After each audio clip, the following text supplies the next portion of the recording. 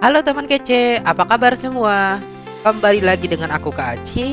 Kali ini kita akan membahas mata pelajaran fisika dengan topik tegangan permukaan, terutama tegangan permukaan pada pipa kapiler. Nah, sebelumnya kita belajar dulu yuk tentang pipa kapiler itu apa. Jadi pipa kapiler itu adalah pipa yang luas penampangnya ya. Yang luas penampangnya itu sangat kecil ya. Sangat kecil ini kan relatif ya.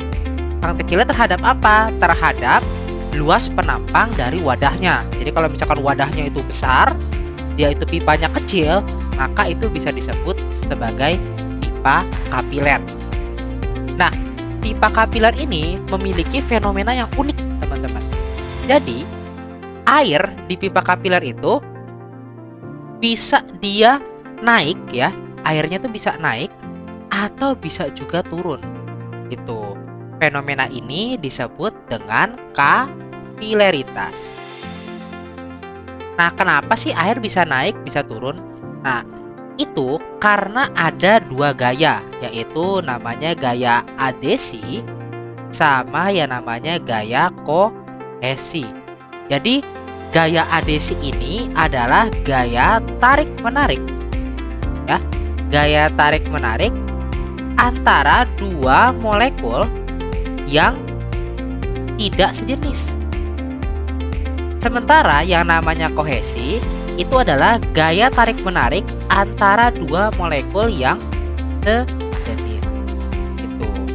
Nah, apabila gaya adesi, kalau gaya adesi itu lebih besar daripada gaya kohesinya, maka nanti kan fluidanya itu ya, cairannya itu bakal cenderung nempel ke dinding pipa kapilernya.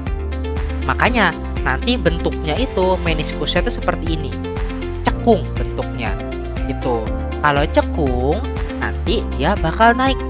Muka dari fluidanya itu, muka dari cairan itu bakal naik.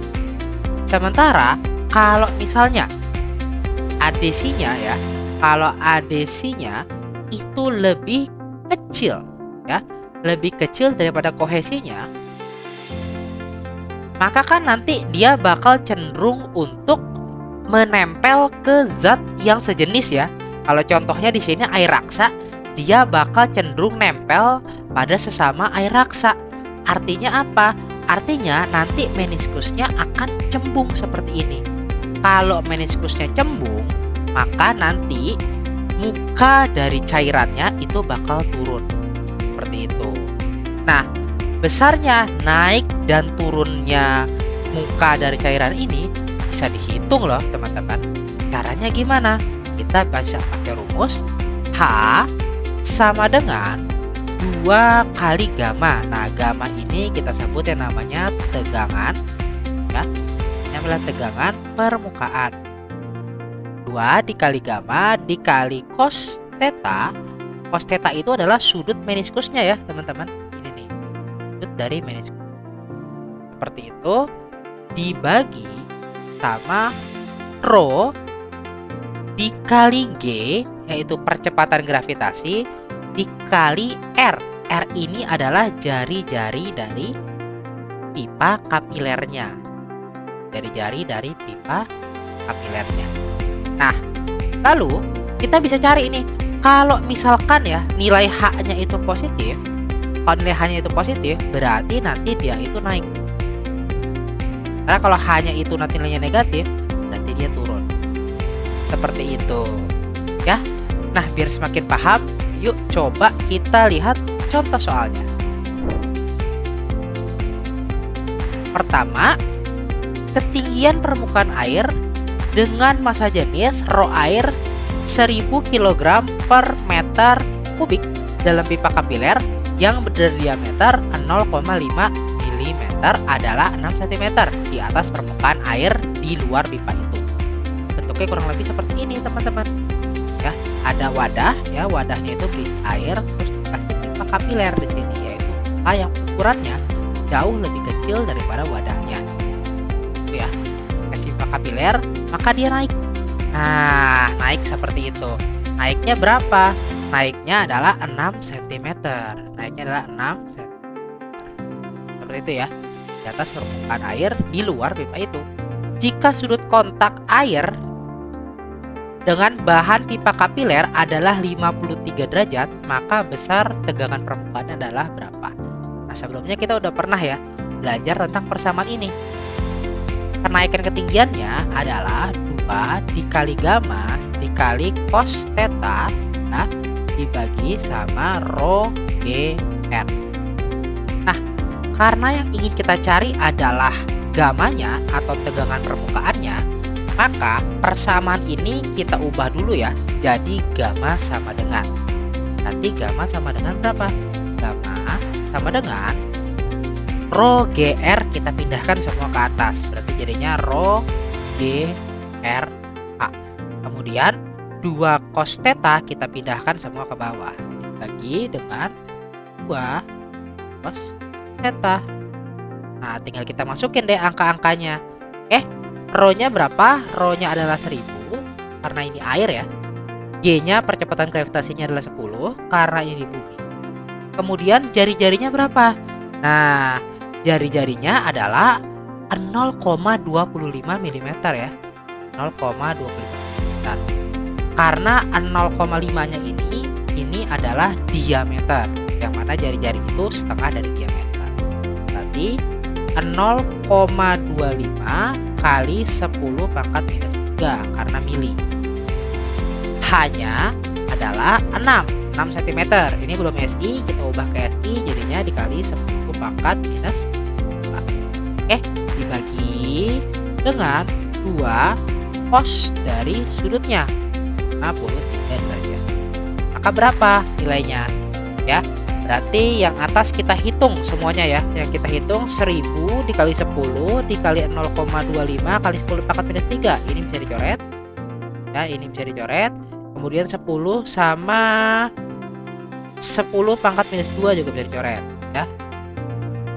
2 jadinya 10 pangkat minus 1.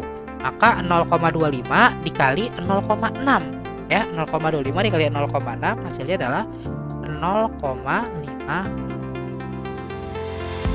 Dibagi berapa? Dibagi 2 dikali cos 53. Cos 53 itu adalah 0,6. Besar tegangan permukaannya adalah 0,15 dibagi 1,2, yaitu 2 kali 0,6. Berarti jawabannya adalah 0,125. Satuan dari tegangan permukaan adalah Newton per meter.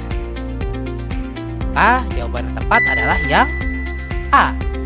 Seperti itu. Nah, kemudian yuk kita lihat soal yang lain. Air dengan massa jenis 1000 kg per meter kubik di dalam pipa kapiler berdiameter 0,6 mm memiliki tegangan permukaan sebesar 0,6 Newton per meter.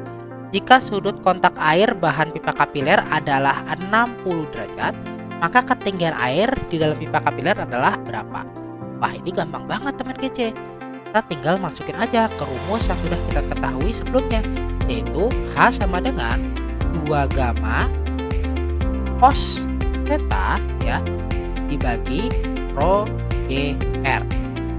Kita masukin 2 dikali gamma yaitu tegangan permukaannya 0,6 cos theta yaitu cos 60 derajat. Nah, bagi dengan rho-nya adalah 1000 karena ini air, G-nya adalah 10 karena ini di bumi, dan R-nya adalah 0,3 mm. Kenapa 0,3? Karena yang ingin kita ketahui itu adalah jari-jarinya, bukan diameternya. Jari-jari adalah setengah dari diameter. Nanti 0,3 kali pangkat 3 SI ya. Maka hasilnya adalah kita hitung 2 dikali 0,6 itu adalah 1,2 dikali cos 60 ya. Cos 60 itu adalah setengah dibagi 1000 dengan 10 pangkat minus 3 bisa dicoret ya. 1000 dengan 10 dicoret. Lalu 10 dengan 0,3 itu jadinya Jawabannya adalah 0,6 dibagi dengan 3. Jadi hasilnya berapa? Hasilnya adalah 0,2. Satuannya apa? Satuannya masih dalam meter. Nah, karena di jawaban semuanya diinginkan dalam sentimeter, maka 0,2 meter kita ubah dulu jadi sentimeter. Ya, sentimeter jadinya adalah 20 sentimeter. Ini bertambah. Maka jawaban yang tepat adalah yang D. Begitu teman kece. Nah, biar teman kece makin paham, yuk coba kerjakan soal yang ini. Jangan lupa tulis jawabanmu di komentar ya. Gimana teman kece? Gak susah kan? Jangan lupa like, komen, dan subscribe ya, biar gak pintar sendirian. Lihat juga latihan soal yang lain di kejarcita.id. Download aplikasi Kejar Kita yang sudah tersedia di Play Store. Kejar Kita, kejar ilmu, raih cita.